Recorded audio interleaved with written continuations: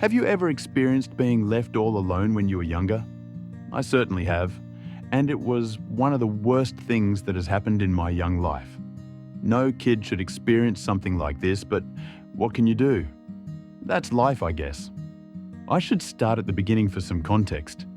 I don't remember how old I was, but I was certainly around 8 or 9 when this happened.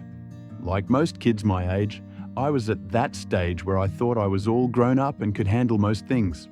So when my parents agreed that I could go to the mall all by myself, I was excited for my little adventure. The mall wasn't that far away, but I had to take 2 separate jeepney rides to get there. Again, I'm from the Philippines, so jeepneys were the most common form of transportation. Although my parents were fine with it, I could see in their eyes that they were still worried. But despite that, they sent me off to have fun, but they mentioned that I should be home before it gets dark. I didn't bring too many things since my goal was to play in the arcades for the entire afternoon. All I needed was money. So, after checking I had enough for the fare, I rushed out of the house and started my adventure. Despite my young age, I've already memorized most of my city. So the possibility of ending up lost was small. It took only 20 to 30 minutes to reach the mall, and once I arrived, I made my way to the arcades. Back then, arcades in the malls was something special, and I'm sure most of you agree since it's a big part of our childhood. This was during a time when smartphones weren't a thing, so arcades were one of the few entertainment options a kid could enjoy. I wasted no time as I exchanged my money for tokens so I could play all their games. The mall also had a couple of different arcades that were scattered in different areas, and each was somewhat unique from the others. There were a total of 3 arcades. One was your standard arcade, the second was mostly claw machines and racing games, while the last had simple rides, like a merry-go-round and a small roller coaster. There were even food stalls near each arcade to make sure arcade goers didn't go hungry. I had so much fun during that time, as a kid should. By the time I looked at my watch, it was already late in the afternoon. I could see from a window that the sun was starting to go down. As much as I wanted to keep playing, I promised my parents that I would go home before it got dark. But that's when my trouble started. When I reached into my pocket, my wallet was gone.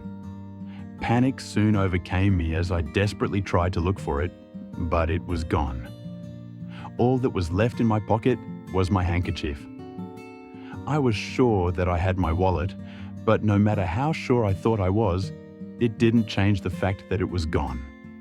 To this day, I have no idea how I dropped my wallet.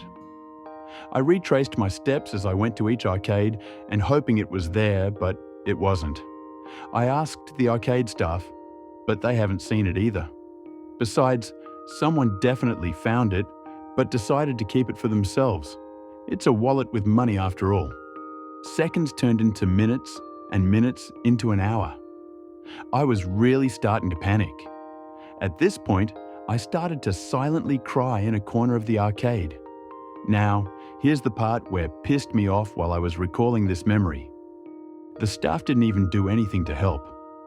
My memory of that incident is clear as day. I know they saw me crying, but none of them said or did anything about it. But I'll give them the benefit of the doubt, since they didn't know that I was by myself and wasn't with my parents.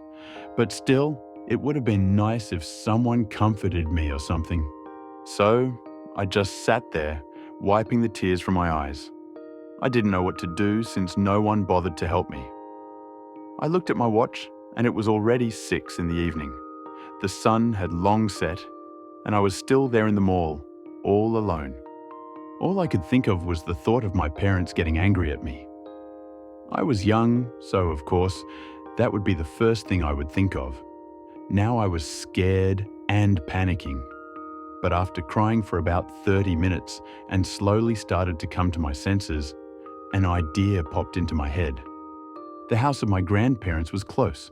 I had no money for the fare, but their house wasn't that far. I thought that it might take me 30 to 40 minutes of walking to get there. It was doable.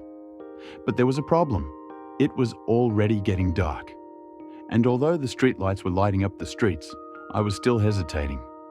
So I continued to sit there, thinking but not doing anything. I checked my watch again and saw that it was nearly 8.